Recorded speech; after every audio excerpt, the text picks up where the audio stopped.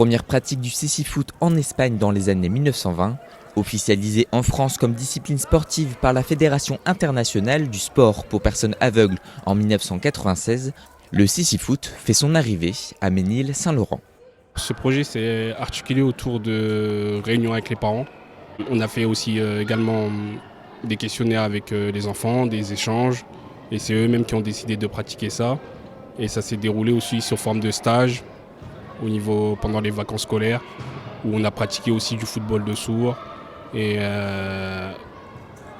pendant une semaine, à chaque période de stage, où on pratiquait du cécifoot avec l'intervenant M. Baousman.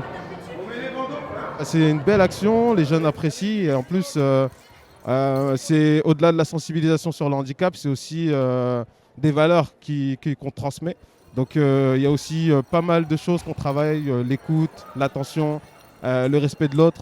Et franchement, c'est des choses que les jeunes ont besoin. Et ça leur permet aussi d'avoir une vision un peu plus proche de la réalité. Le fait de ne pas avoir la vision, qu'est-ce que ça impacte sur eux, comment on peut réagir, comment on peut se mettre à la place d'eux et quelle attitude on peut adopter pour être de meilleurs citoyens et envers les autres. Un sport qui favorise le lien entre joueurs, mais surtout leur montre comment un malvoyant peut jouer au football.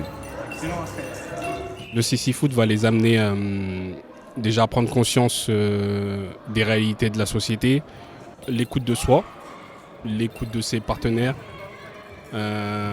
favoriser aussi la mixité, les sensibiliser aussi et surtout les amener à comprendre que malgré un handicap ou autre, on peut toujours trouver des solutions et vivre autrement. Et c'est ce qui leur a plu d'ailleurs. Et c'est vraiment notre ligne de conduite, c'est de former des futurs citoyens avec des exemples à suivre. On ne doit pas faire la passe.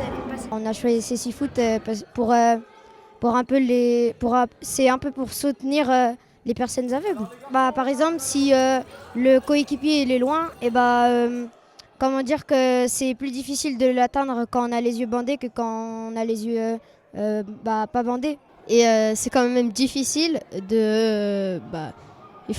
ça nous incite à prendre les informations. Des participants qui finissent cette journée avec une belle découverte et des valeurs importantes. Plus qu'à attendre les Jeux paralympiques de 2024 où le cécifoot sera présent dans un tournoi masculin de 8 équipes.